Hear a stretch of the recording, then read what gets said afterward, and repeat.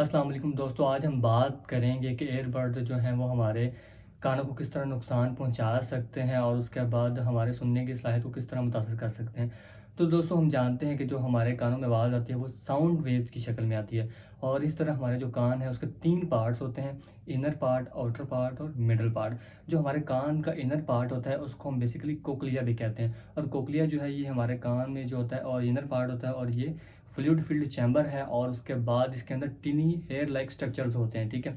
और जैसे ही हमारे कान में आवाज़ आती है तो ये क्या करती है, ये एयर ड्रम्स के साथ वाइब्रेशन कॉज करती है। तो वाइब्रेशन जब कॉज करेगी जो एयर ड्रम से होते हुए, ये हमारा जो मिडल एयर है आवाज़ वो उधर जाएगी, और मिडल एयर में जाकर बेसिकली ये हमारी जो टिनी बोन होती है हमारे कान के अंदर, उससे होते हुए जाके ये आगे कोक्लिया तक जाएगी। कोक्लिया के अंदर हमें पता है कि हेयर लाइक स्ट्रक्चर्स होते हैं, और जो हेयर लाइक स्ट्रक्चर है ये आगे हमें जो है हमारे दिमाग तक सिग्नल पहुंचाते हैं और हमें सुनने की जो सलाहियत है वो फराहम करते हैं। इससे हम इसकी मदद से हम सुन सकते हैं। तो बेसिकली जब हम जो जनरेट करते हैं और आगे जाकर हमारे दिमाग को पहुंचाते हैं, तो इस तरह हम सुन सकते हैं। तो इसके बाद हम जो हमें पता है कि जो हमारा कान है, ये हमारे जो ईयर्स हैं, ये 70 dBA तक जो है सुनने की सलाहियत रखते हैं। तो अगर हमारे इसी तरह अगर साउंड की हाई फ्रिक्वेंसी है तो हमारे जो सुनने की सलाहियत है मुतासर हो सकती है।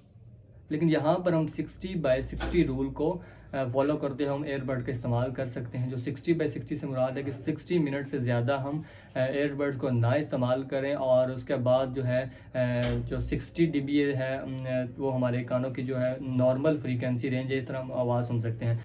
तो इसी तरह जो दूसरा एक अहम मसला हमारे कानों को मुतासर कर सकता है वो है, अब जब हमने एयरबड्स लगाए होते हैं तो हमारे कानों में हवा इंटर नहीं होती। तो हवा इंटर नहीं होगी तो फंजाई और जो बैक्टीरिया है उनके लिए फेवरेबल कंडीशन होगी, और फेवरेबल कंडीशन होने के बाद जो है वो वहाँ पर ग्रो करेंगे, और हमारे कानों में बहुत सारे जो है मसाइल पैदा हो सकते हैं, और इससे हम हमारा हेयरिंग लॉस हो सकता है, और हमारे सुनने की सलाहियत जो मुतासर हो सकती है। तो दोस्तों, मुझे उम्मीद है आप लोगों को ये वीडियो पसंद आई होगी और कुछ ना कुछ आप लोगों ने इस वीडियो से सीखा होगा।